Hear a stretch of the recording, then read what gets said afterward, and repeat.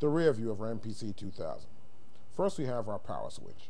This is the on and off power switch. Next, the AC in. This is used to connect to a power source. Next we have our Scuzzy connection. This is a 25-pin Scuzzy interface. This connects a hard disk drive to load and save data. We have our SMPTE in and out. This is a SMPTE timecode in and out jack used to play and sync with tape. Assignable mix out. This allows you to separate each sound for its own output. Also, digital in and out. This allows you to sample data directly from a CD or DAT tape. We have our Midi in, 1 and 2, which can be merged. Then we have our Midi out, A and B, which are independent. Our record in. This is an input jack used for sampling, and it's analog. And then we have our stereo out left and right, and our stereo out for the headphones. Okay, here we have the back of our MPC2000. Let's hook it up. First, make sure your power button is off. The power switch should be off at all times while hooking up to the machine. Next, put your power cable in, make sure we have the right voltage. Now I like to use my SMPTE in and out ports. This is a Pro edition, so we have SMPTE already on our MPC2000. The in is used to take SMPTE in to our MPC2000 to run it in sync, and the out is used to send SMPTE out to record to tape.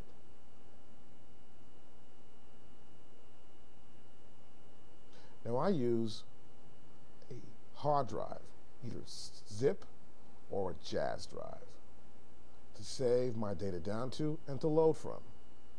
This is a Scuzzy port. It requires a 25-pin Scuzzy cable. Here's our Scuzzy cable. We line the pins up, and then we push our cable in. Now we screw it down and make sure we have a tight connection. As you can see, we have 2 screws on the outside of it. Make sure your power is off. It's off.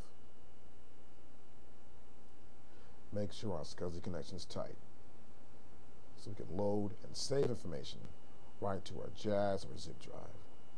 Now a jazz drive can save 1 gig. A zip can save 100 meg. Now 1 zip is like 80 floppy disk, so it's great. You can have a bunch of songs on your disk and just load them right up. Very fast and very efficient. I love it. Now here we have our Midi section. We have Midi in 1. We got a Midi cable. There it is. It's Midi in 1. And Midi in 2. You can record Midi information into our MPC2000. You can use 1 or 2 or even both and merge the Midi information. Next, we have our Midi out.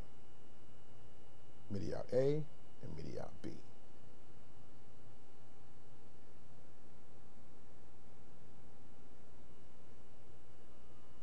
Which are both independent.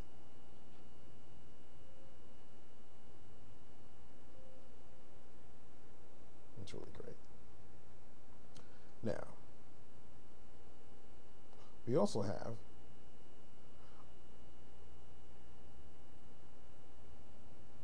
our record in. Is left and right.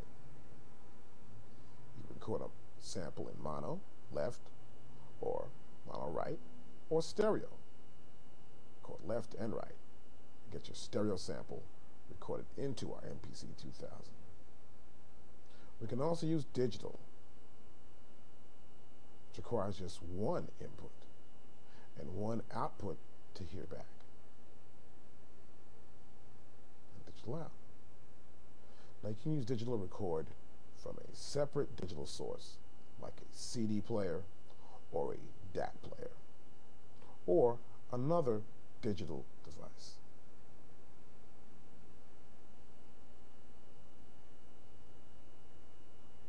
That's digital, and the recording left and right is analog. Now, next to our recording, we have our stereo out, which is left and right. This is used to hear everything played on our MPC 2000.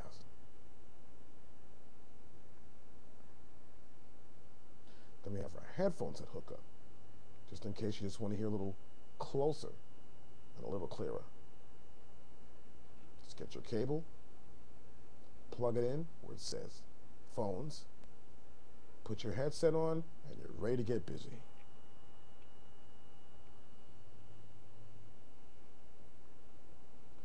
Now, mine's a Pro Edition, as I said before, and we have, as you can see, 1 through 8 assignable mix outs.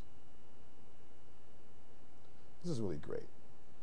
Sometimes when tracking, and you want to track instruments on separate channels, you can put the bass drum in 1, the snare drum in output 2, the hi-hat, let's say, in 3. You might have a bass line you sampled and put that output 4. You could have a dance transition sound, nice weird funky sound, and put that through 5. And whatever else to 6, 7, 8, if you have that many sounds. And here we use a snake, which is color-coded, so we know what's coming out of where and which cable's plugged in where. Well, I think we're ready.